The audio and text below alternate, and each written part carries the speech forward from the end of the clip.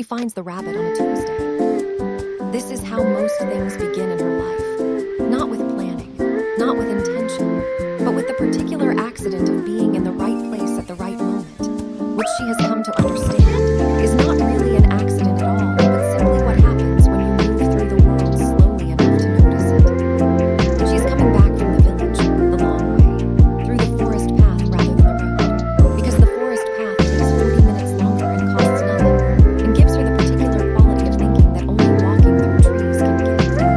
Her basket has bread and 2 jars of honey, and a small paper bag of dried chamomile from the herbalist on the market corner who always wraps her purchases with a small sprig of lavender tucked in, without being asked, because that is simply what he does.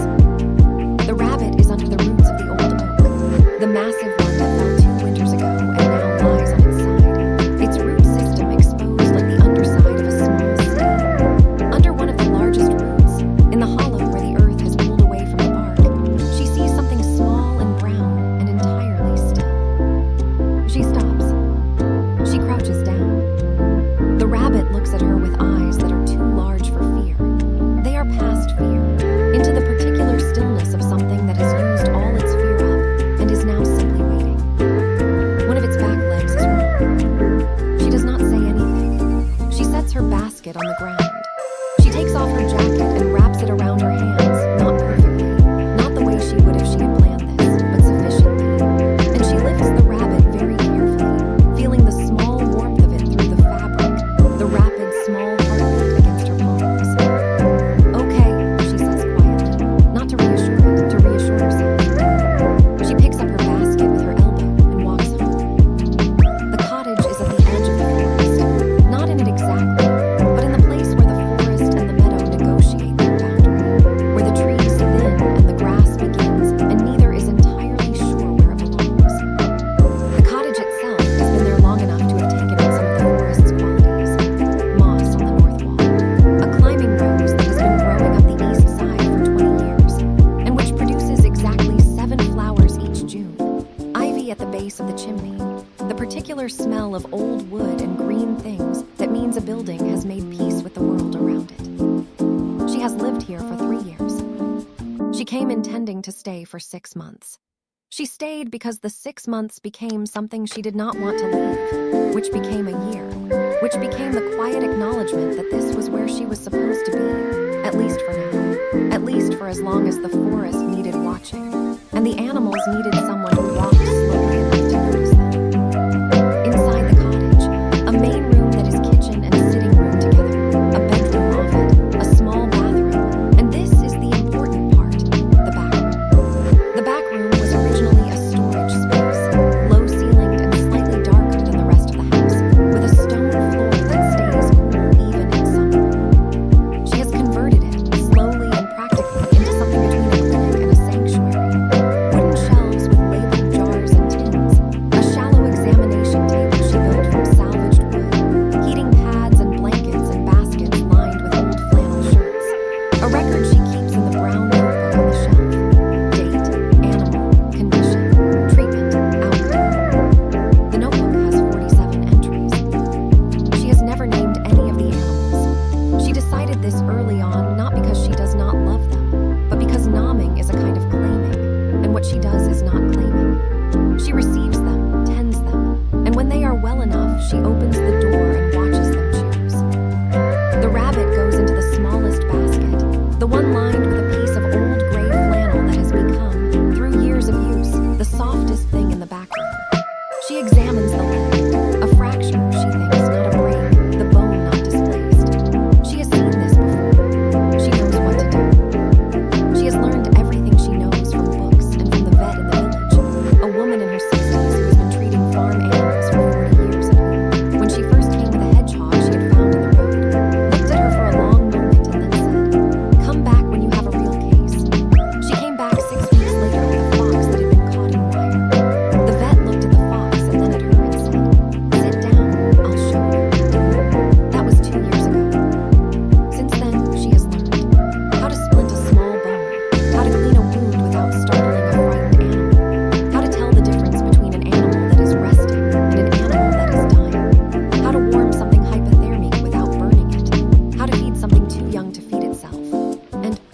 most importantly, when to simply be still and present and do nothing, which is harder than any of the technical things and more necessary than most of them. The rabbit's leg gets a small splint, 2 thin sticks from the basket of appropriate sticks she keeps on the bottom shelf, wound with the soft white bandage. She does it slowly, talking quietly the whole time, not words exactly, but a continuous low sound that means I am here and I am not a threat, and this will be over soon. When it is done, she puts the rabbit back in the flannel basket and covers it loosely with a corner of the flannel. She goes to make tea. The cat arrives 3 weeks later, or rather, the cat has been arriving for 3 weeks, which she knows because she has been watching. It began with a shape at the edge of the meadow at dusk, a dark shape that stayed at the boundary between the grass and the trees, watching the cottage. She noticed it the first evening and did not react, which was the correct thing to do. She noticed it the second evening and left a small dish of food at the cottage doorstep before going in, which was also the correct thing to do. By the 5th evening, the dish was being eaten, though she never saw the eating. By the 10th evening, the shape was closer to the cottage. By the 3rd week, she could see what the shape was. A dark gray cat, medium-sized, one ear slightly torn, moving with a careful economy that told her it was in pain somewhere she couldn't yet see. She did not try to catch it. She waited. On the 22nd day, she is sitting on the cottage doorstep in the early morning with her tea when the cat walks across the meadow grass. Not running, not sneaking, simply walking, and sits down 3 feet from her and looks at her. She looks back. "Good morning," she says. The cat blinks. She goes inside and gets a second dish of food and puts it on the step beside her and goes back to her tea. The cat eats. She drinks her tea.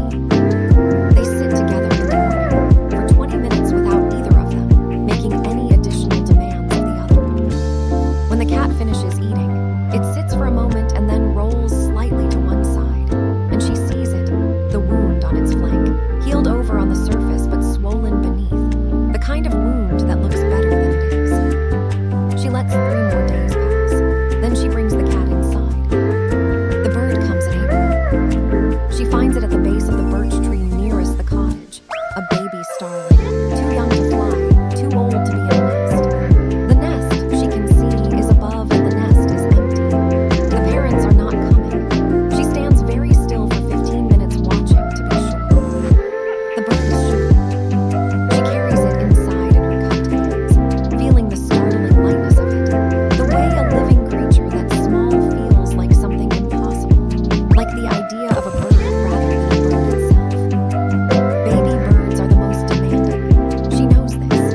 She has done it twice before, once successfully, once not, and she keeps both in the notebook without preference because the notebook is a record of what happened, not of what she wished had happened. This one is demanding in exactly the way she expected. Every 20 minutes, throughout the day, she mixes the small amount of soft food and offers it on the end of the special thin spoon that lives in the back room specifically for this purpose. Every 20 minutes, the bird opens its beak, a gesture of such complete trust and such complete hunger that it is slightly overwhelming every time, and she feeds it. She sets an alarm on her phone for the night feedings. She does not mind. The fox cub is found by someone else. A boy from the village, 12 years old, serious-faced, who she knows by sight because he walks the forest path sometimes and always nods at her with the gravity of someone who respects the arrangement, knocks on her door on a Wednesday afternoon with the fox cub wrapped in his school jumper. "I found it," he says. "Near the stream, there was no mother." She looks at the fox cub. The fox cub is very young, its eyes not long open, its ears still slightly folded, its orange fur not yet fully the orange it will become. It is too young. It needs milk. This is the most complicated rescue she has done. "You waited to see if the mother came back?" she asks. 2 hours, he says. "I know you're supposed to wait." She looks at him. "Good," she says. "Come in." He sits at the kitchen table while she examines the fox cub, checking for injury, finding none, finding instead simply youth and cold and hunger, and the particular vulnerability of something that has been in the world for not very long and has already encountered the part of it that is difficult. Will it be okay? The boy asks. I don't know yet, she says, but we'll try. He comes back every day for 3 weeks. He sits at the kitchen table and does his homework and occasionally looks up at the back room where the fox cub is sleeping or feeding. He does not ask to hold it. He understands, without being told, that the fox cub's recovery requires a particular kind of quiet that 12-year-old enthusiasm is not yet equipped to provide. On the 4th week, he asks, can I see it? She takes him to the back room. The fox cub is awake, sitting in its basket, its eyes completely open and completely amber, its ears now fully upright. It looks at the boy. The boy looks at it. Neither of them moves for a long moment. It looks like it's thinking, the boy says. It is thinking, she says. What's it thinking about? She considers this. About what it is, she says. About what comes next. The days in the cottage with 4 animals have a particular rhythm that she has not planned, but which arrives naturally. The way rhythms do when you stop trying to impose one and simply pay attention to what is needed. The bird is fed every 20 minutes. This is the fixed point around which everything else arranges itself. In between the feedings, she cleans the rabbit's splint and checks the healing. She monitors the cat's wound, improving, the swelling going down slowly, the cat eating more each day. She feeds the fox cub its milk, the special formula, warmed carefully, offered from the small syringe she keeps clean between each use. In the evenings, she sits in the main room and writes in her notebook. The notebook is not a journal. It does not contain her thoughts or her feelings. It contains only information, what she observed, what she did, what the animal's response was. But sometimes, at the end of an entry, she writes one small additional thing, a sentence that is not information but is not quite a feeling. The observation that the rabbit sat up on its own for the first time this morning and looked at the window for a very long time. The note that the cat fell asleep against her leg while she was reading and that its breathing had changed was slower, more even, the breathing of something that has decided to trust. These sentences are the parts of the notebook she reads again. The rabbit is ready to leave in 6 weeks. She knows this before it happens. She can see it in the way it moves, the way it holds its back leg now, the way it has begun to press against the basket's sides rather than curling into the center. The leg has healed completely, or near enough. The rabbit is ready for the outside. On the morning she decides, she carries the basket to the meadow. She sets it on the grass at the forest's edge. She opens the basket's latch.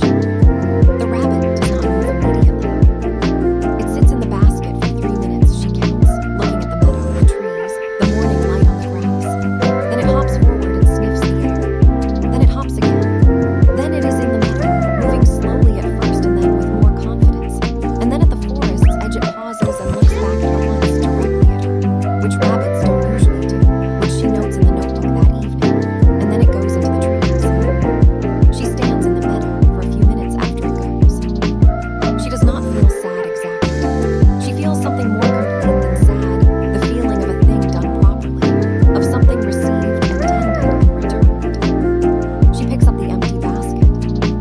She goes home. The cat stays.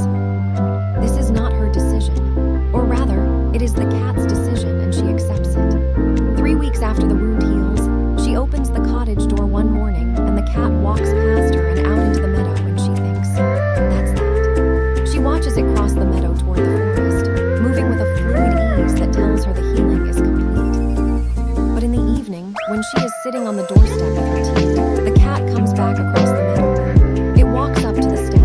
It sits down. It looks at her. She looks at it.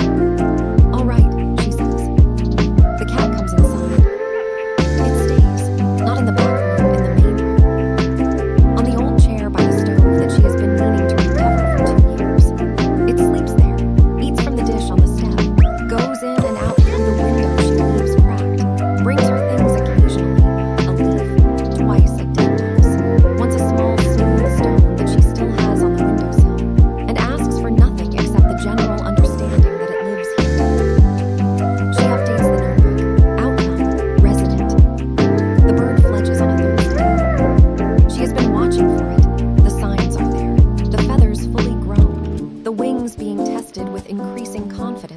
the alarm call changing pitch. She has moved the bird's basket to the open window in the mornings, letting it feel the outside air, hear the outside sounds, begin the adjustment.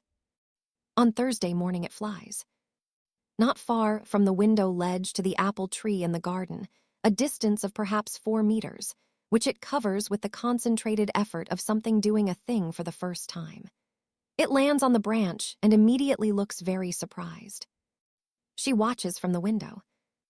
It sits in the apple tree for 20 minutes, looking at the world from this new height, and then it flies further this time, into the meadow, lower than higher, the flight not yet perfect but entirely real.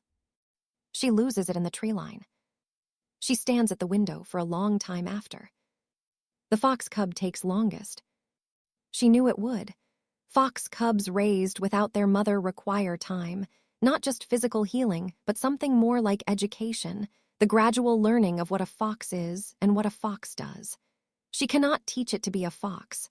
What she can do is provide the conditions under which it learns to be itself. The back room becomes, in the weeks of the fox cub's growing, a kind of world. She brings things in from outside. Leaves, a piece of bark with lichen on it, the smell of the forest on her jacket draped over the baskets. She makes its space larger as it grows, adds a small climbing structure she builds from branches, introduces small live things, insects, nothing that would hurt it, just things that move and require investigation. The boy comes every day. He has become, quietly and without ceremony, her assistant. He washes the small bottles. He records the feeding times in the notebook when she is busy. He sits outside the back room with his homework and his particular 12-year-old gravity, and he is simply present, which the fox cub can hear through the wall and which seems, she thinks, to help. The day the fox cub is ready is a morning in early autumn. She can feel it in the way it moves, a certainty and direction in its body that was not there before. She carries it to the meadow's edge. The boy is there. He wanted to be there. She let him. She sets the fox cub on the grass. It sits for a moment, nose working, ears rotating, taking in the world in the complete and efficient way of its kind. Then it moves into the meadow, investigating everything, unhurried. Then it reaches the tree line. It pauses. It looks back. Once, the amber eyes finding her across the meadow, and then the boy, and then looking away. Then it goes into the forest.